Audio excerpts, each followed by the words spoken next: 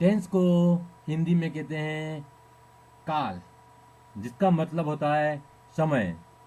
अतः टेंस हमें समय के बारे में बतलाता है। इस समय को तीन भागों में बांटा गया है: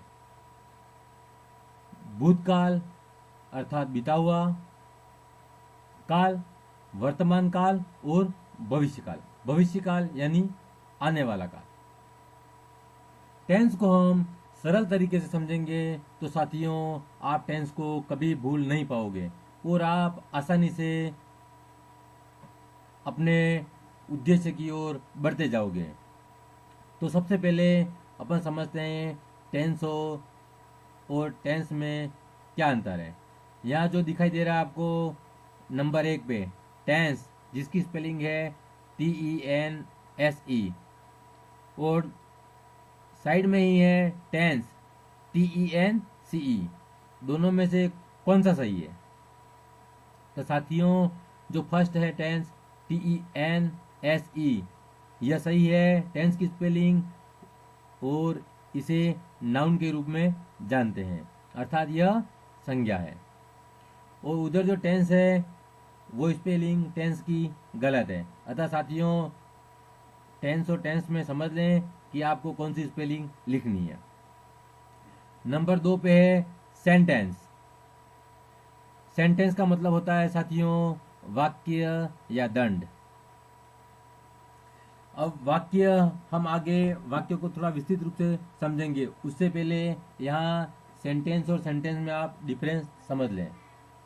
जब सेंटेंस नाउन के रूप में होता है तो यह कैपिटल लेटर में होता है, उसका मतलब होता है वाक्य या दंड।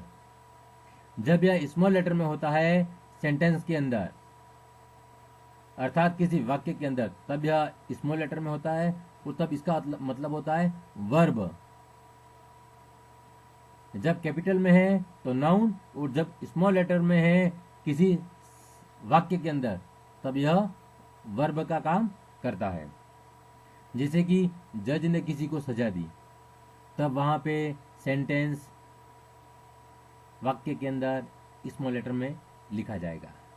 तो साथियों, हमें कैपिटल और स्मॉल लेटर का बहुत ध्यान रखना है। तीसरे नंबर पे है कैपिटल लेटर में टेंस व स्मॉल लेटर में टेंस। जब साथियों कैपिटल लेटर में टेंस लिखा हुआ है तो इसका मतलब होता है नाउन, ये एक संज्ञा है। और जब वाक्य के अंदर टेंस स्मॉल लेटर में लिखा हुआ है तब यह एडजेक्टिव व वर्ब दोनों के रूपों में काम करता है।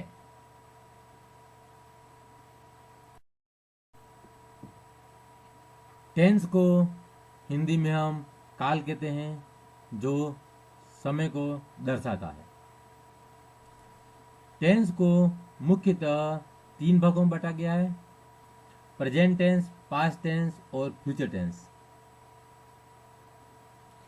अर्थात हम कह सकते हैं कि टेंस के तीन लड़के हैं और तीनों लड़कों का नाम है प्रेजेंट टेंस, पास्ट टेंस और फ्यूचर टेंस।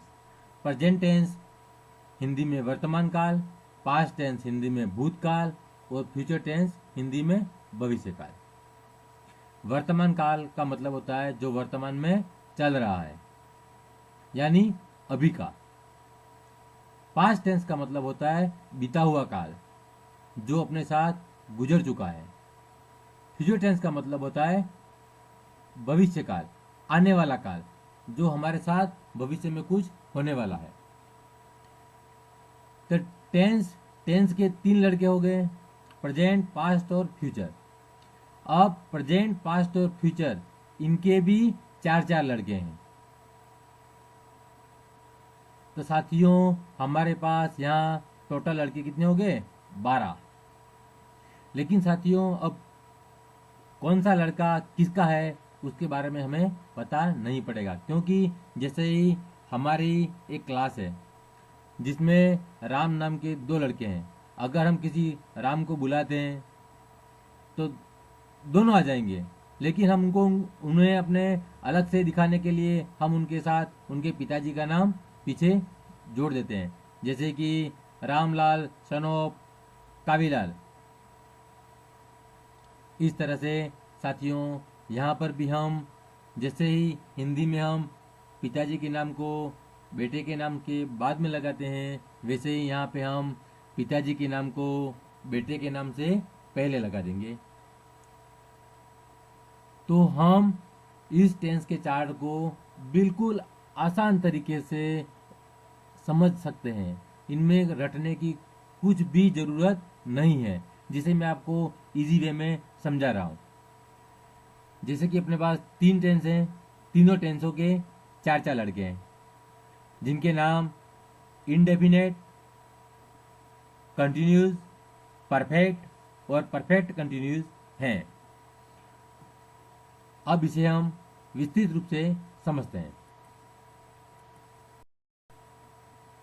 पहले टेंस के 4 लड़के इंडेफिनेट, कंटिन्यूस, परफेक्ट और परफेक्ट कंटिन्यूस, जो हमें सीक्वेंस में दिखाई दे रहे हैं 1 2 3 4। तो साथियों उन चारों बेटों के नाम के आगे हमने प्रेजेंट लगा दिया, तो क्या हो गया? Present indefinite, present continuous, present perfect और प्रेजेंट परफेक्ट कंटिन्यूस। फिर बारी है पास्ट टेंस की। पास्ट टेंस को भी हमने इनके चारों लड़कों के नाम के आगे जोड़ दिया। Past indefinite, past continuous, past perfect और पास्ट परफेक्ट कंटिन्यूस। वैसा ही हमने फ्यूचर टेंस के साथ किया। Future indefinite, future continuous, future perfect और फ्यूचर परफेक्ट कंटिन्यूस। इस तरह से साथियों हमारे पास जो 4 टेंस थे, उन चारों को जोड़ के हमने इसे 12 भागों में डिवाइड कर दिया। इस तरह से हम टेंस को बिना रटे आसानी से याद रख सकते हैं। सिर्फ हमें 3 टेंस जानने हैं, प्रेजेंट, पास्ट और फ्यूचर, और उनके 4 बेटे। बाकी हम इजीली इस तरीके से बना सकते हैं, जहां हमें भूलने की कोई गुंजाइश नहीं है साथियों।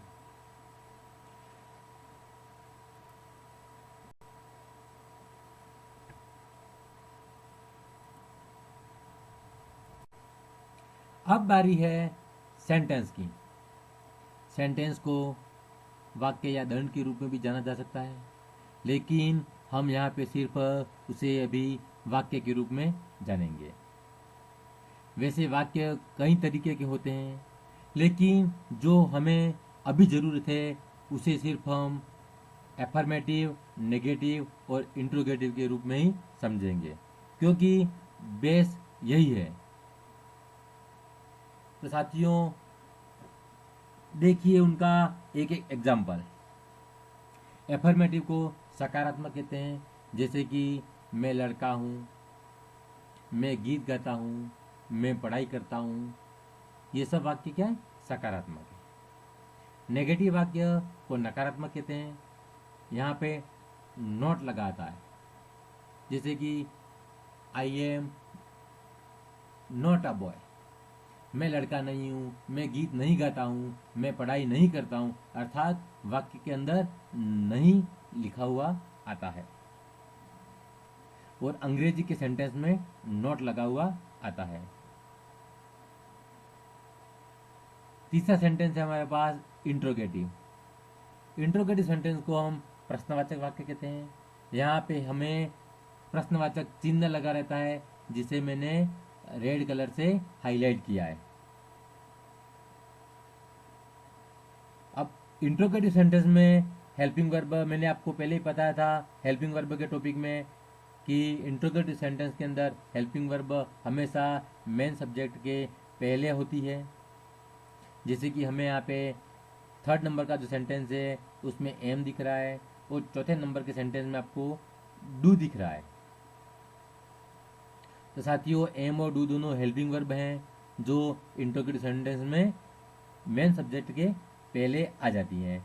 वो लास्ट में देखो अपने पास रेड कलर का हाईलाइट किया हुआ प्रश्नवाचक चिन्ह है साथियों। तो हम टेंस को समझने के लिए हमें सबसे मुख्य रूप से इन तीनों टाइप के सेंटेंसों की जरूरत पड़ेगी। तो साथियों एक बार इन्हें पुनः देख लें तो आपका अच्छा अभ्यास हो जाएगा। इसी के साथ आज का टॉपिक पूर्ण होता है। धन्यवाद।